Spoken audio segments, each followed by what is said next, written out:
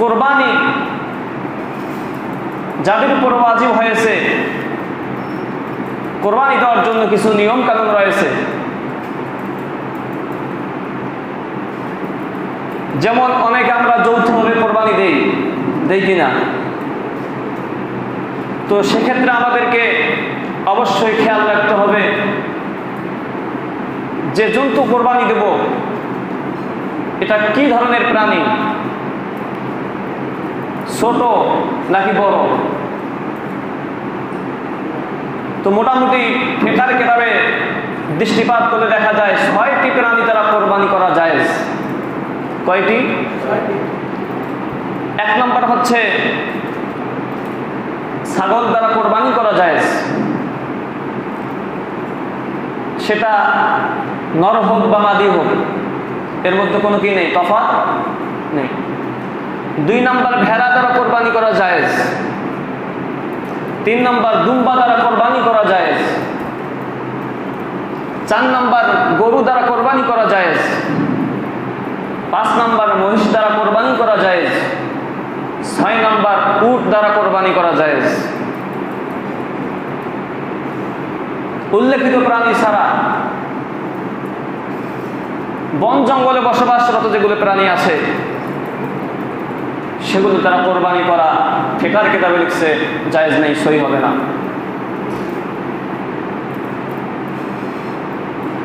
উল্লেখিত প্রাণীগুলোর মধ্যে থেকে প্রাণী যদি ছোট হয়, ছাগল, ভেড়া, দুম্বা, তাহলে সেক্ষেত্রে যৌথ কোরবানি দেওয়া যাবে না। এক ব্যক্তি একটি ছাগল কোরবানি দিতে পারবে, একাধিক ব্যক্তি একটি ছাগল, একটি ভেড়া, একটি দুম্বা যৌথভাবে ছোট প্রাণীতে কোরবানি দেওয়া। প্রাণী বড় হয়, গরু হয় অথবা উট হয়, সেক্ষেত্রে 1 থেকে 7 জন ব্যক্তি মিলেও কোরবানি একটি গরু দিতে পারবে। একটু উট 7 জন মিলেও কোরবানি দিতে পারবে। সর্বোচ্চ মেয়াদ হচ্ছে 7 জন। 7-এর নিচে 1, 2, 3, 4, 5, 6 যে কোনো সংখ্যায় তারা কোরবানি দিতে পারবে। রাসূল সাল্লাল্লাহু আলাইহি ওয়াসাল্লামের বিশিষ্ট সাহাবী হযরত জাবের রাদিয়াল্লাহু তাআলা আনহু তিনি বলেন, নাহানা মা রাসূলিল্লাহি সাল্লাল্লাহু আলাইহি ওয়াসাল্লাম আল-বাকারাতা আন 7 ওয়াল বাদনাতা আন 7। আমরা বিশ্বনবী সাল্লাল্লাহু আলাইহি ওয়াসাল্লামের সঙ্গে কোরবানি করেছি, উট কোরবানি করেছি। আল-বাকারাতা আন 7, যদি গরু হতো তাহলে কোরবানি করতাম 7 জনে। আল-বাদনাতা আন 7, উট হলে কোরবানি, উটনি হলে কোরবানি করতাম 7 জনে। সুতরাং প্রাণী যদি বড় হয় তাহলে সেক্ষেত্রে যৌথভাবে 7 জন মিলেও কোরবানি করা যাবে। তেমনি করে রাসূল সাল্লাল্লাহু আলাইহি ওয়াসাল্লাম একটা হাদিসের মধ্যে বলেন, আল-বাদনাতু তুজজি আন 7 ওয়াল বাকারাতু তুজজি আন 7। গরু 7 ব্যক্তি কোরবানি দিলেন হয়ে যাবে, উটের মধ্যে 7 ব্যক্তি মিলে কোরবানি একটু উট দিলেও আদায় হয়ে যাবে। এই উপস্থিতি যারা যৌথভাবে কোরবানি আদায় করব তাদেরকে অবশ্যই লক্ষ্য রাখতে হবে আমার সঙ্গে যারা শরীক হয়েছে সকলে যেন হালাল রুজি উপার্জনকারী হয়, সকলের অর্থ যেন হালাল হয়। কারণ হচ্ছে 5 জন, 6 জন, 7 জন মিলে যদি আপনি কোরবানি দেন, এর মধ্যে একজন যদি হারাম টাকা থাকে তাহলে কারো কোরবানি সহি হবে না।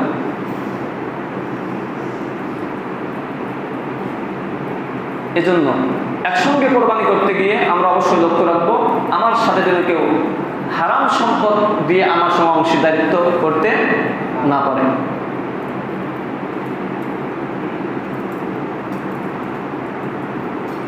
তেমনি ভাবে যদি একাধিক ব্যক্তি যৌথভাবে কোরবানি দেয় তাহলে সকলের নিয়ত ঠিক হতে হবে। কোরবানি করতে হবে সকলে একমাত্র কার জন্য? আল্লাহ সুবহানাহু ওয়া তাআলার জন্য। আল্লাহ পাক কোরআনে বলেন, ইন্না সালাতি ওয়া নুসুকি ওয়া মাহইয়ায়া ওয়া মামাতি লিল্লাহি রব্বিল আলামিন। আমার নামাজ, আমার কোরবানি, আমার জীবন মরণ হলো লিল্লাহি, একমাত্র কার জন্য? আল্লাহর জন্য। সুতরাং 5 জন 6 জন 7 জন মিলে কোরবানি দিলেন, একজন নিয়ত যদি থাকে এই কোরবানি দিয়ে গোশত খাবো, আর ঈদের মধ্যে যত আত্মীয় স্বজন আসবে তাদের আপ্যায়ন ভালোভাবে করার জন্য আমি কোরবানিটা দেই, কোরবানিও আমার মানুষে বলবে কোরবানিও দেওয়া হলো, নাম হলো আত্মীয় স্বজনের গোশত খাওয়া হলো। এরকম যদি গর্বিন্দির মধ্যে নিয়তের মধ্যে থাকে, আল্লাহ সন্তুষ্ট অর্জন যদি না হয়, তাহলে যৌথভাবে কোরবানি দিলে কারো কোরবানি সই হবে না।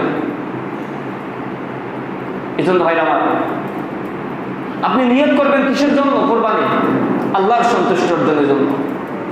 আর আল্লাহ সন্তুষ্ট অর্জনের জন্য যখন আপনি কোরবানি করবেন, এই কোরবানির গোশত কি আল্লাহ খাবেন? কথা বলেন। আল্লাহর ফেরেশতারা খাবেন? আল্লাহর নবী খাবেন?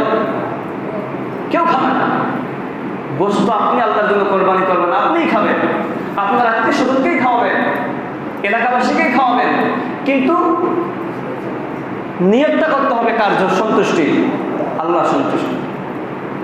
এগুলো হচ্ছে আল্লাহর পক্ষ থেকে জিয়াফাতুন মিন জিয়াফাতিল্লাহ। 2 দিন, ঈদের 2 দিন,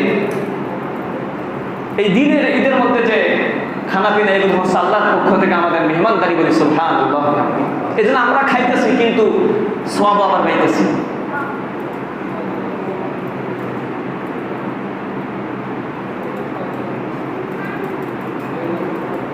সম্মানিত উপস্থিতি, যারা কোরবানি দেব, যে প্রাণী আমরা কোরবানি দেব, এই প্রাণীগুলোর কিছু বয়সের কিছু নিয়ম কানুন আছে।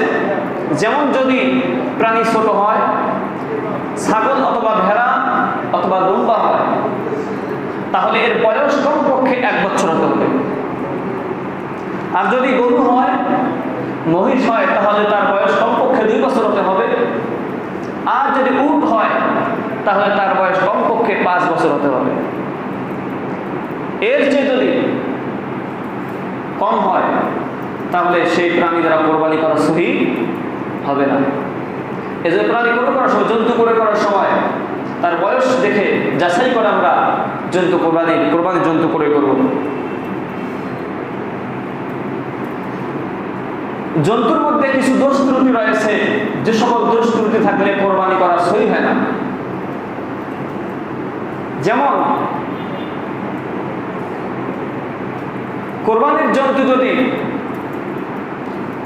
অন্ধ হয়, দৃষ্টিশক্তি একেবারেই নেই, তাহলে এমন প্রাণী তার কোরবানি সহি হবে না। জন্মগতভাবে যদি কোনো জন্তুর কান না থাকে, তাহলে এর দ্বারা কোরবানি করলে কোরবানি সহি হবে না। কোন জন্তুর যদি মুখে সকল দাঁত না থাকে, সমস্ত দাঁতই তার নাই, তাহলে তার দ্বারা কোরবানি সহি হবে না।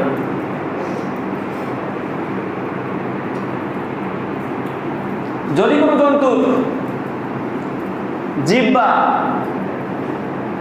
এই পরিমাণ জিহ্বা তার নেই, কাটা গেছে, যার কারণে সে আহার করতে পারে না, তাহলে তার দ্বারা কোরবানি সহি হবে না।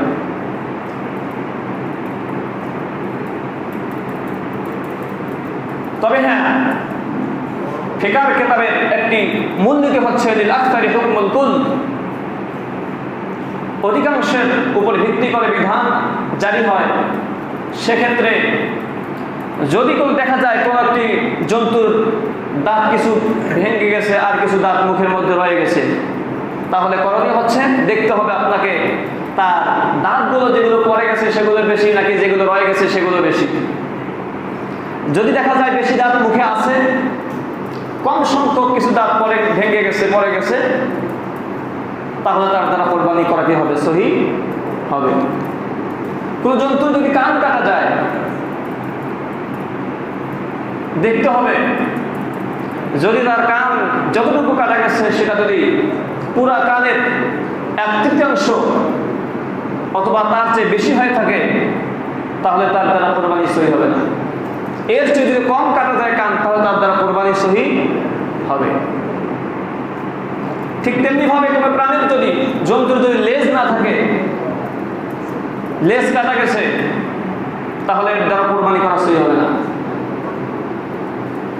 সকল মাসআলা মাসাইল আমাদের অত্যন্ত জানা থাকা দরকার।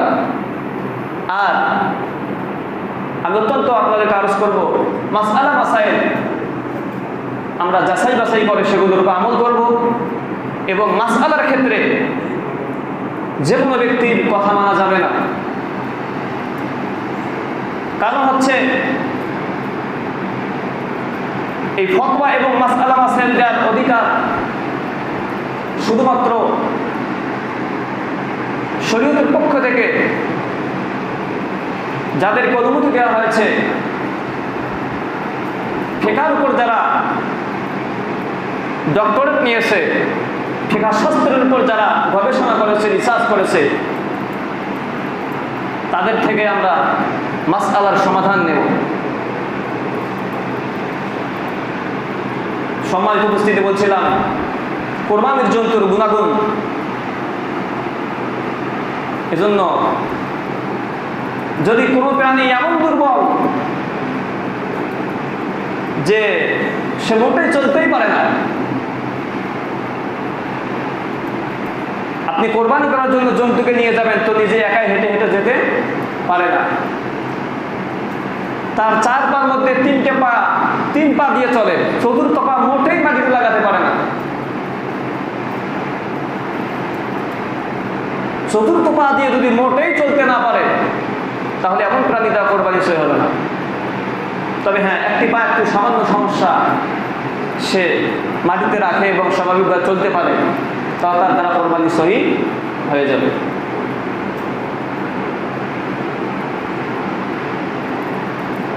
এজন্য আমাদেরকে অবশ্যই অত্যন্ত মজবুত এবং শক্তিশালী জন্তু দেখে কোরবানির জন্য কি করতে হবে? ক্রয় করতে হবে। আল্লাহ রাসূল সাল্লাল্লাহু আলাইহি ওয়াসাল্লাম হাদিস শরীফে বলেন, সামিনু যাহায়াকুম ফাইন্নাহা মাতায়াকুম। আমার উম্মতেরা, তোমরা কোরবানির জন্তু অত্যন্ত মোটা তাজা হৃষ্টপুষ্ট দেখে তোমরা ক্রয় করো, কোরবানি দাও। ফাইন্নাহা মাতায়াকুম, কেন? যে এই তোমার মোটা তাজা জন্তু কাল কিয়ামতের ময়দানে পুলসিরাতের রাস্তা পার হওয়ার জন্য বাহন স্বরূপ ব্যবহার করা হবে। বলি সুবহানাল্লাহ। আর পুলসিরাতের রাস্তা কত কঠিন, এই রাস্তার মধ্যে বাহন হবে কোরবানির জন্তু। এই জন্য কোরবানির জন্তুটা অত্যন্ত কি মজবুত এবং শক্তিশালী দেখে আমরা ক্রয় করব। সম্মানিত উপস্থিতি, আলোচনা করলাম কোরবানির জন্তুর গুণাগুণ সম্পর্কে। এখন কোরবানি করার সময় জবাই করার ক্ষেত্রে, জন্তু জবাই করার ক্ষেত্রে কিছু আমাদের মাসআলা জানতে হবে। তো জবাই করার জন্য সর্বোত্তম পদ্ধতি হচ্ছে নিজের কোরবানির জন্তু নিজ হাতেই সেটা কি করা? জবাই করা। যদি জবাই করতে পারি এবং জবাই করার নিয়ম কানুন আমার জানা থাকে, তাহলে নিজের কোরবানির জন্তু নিজ হাতে কোরবানি দেওয়া এটাই কি সবচেয়ে উত্তম। কারণ হচ্ছে রাসূল সাল্লাল্লাহু আলাইহি ওয়াসাল্লাম তার কলিজার টুকরা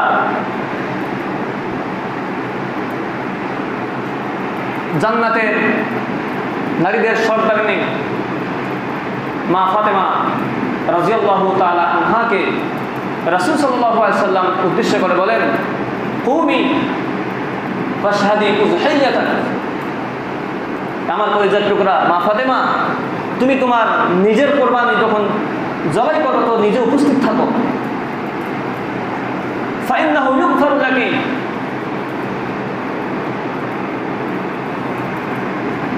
কারণ হচ্ছে তোমাকে এই কোরবানির জন্য যদি তুমি উপস্থিত, নিজের কোরবানি নিজের উপস্থিত থাকে কোরবানি করো, তাহলে তোমাকে এই কোরবানির জন্তু রক্তের ফোঁটা মাটিতে পড়ার আগেই আল্লাহ পাক রব্বুল আলামিন তোমার জীবনের সমস্ত গুনাহ মাফ করে দেবে। বলি সুবহানাল্লাহ।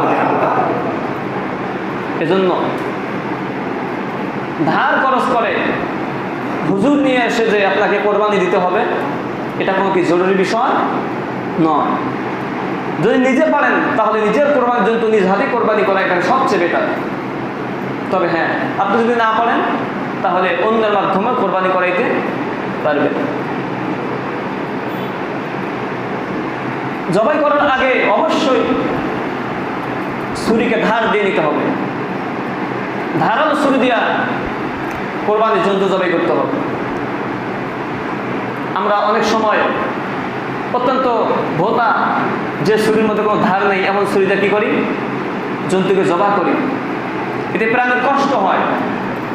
আল্লাহ সুবহানাহু ওয়া তাআলা তিনি হচ্ছেন মুহসিন এবং প্রতিটি বস্তু, প্রতিটি জন্তুর উপরে, পশু প্রাণীর উপরে ইহসান এবং দয়া করার নির্দেশ প্রদান করেছেন। এজন্য কোরবানি দেওয়ার সময় যদি আমরা ছুরিটা ধারালো না থাকে তাহলে ওই প্রাণীর বেশি কি হবে, কষ্ট হবে।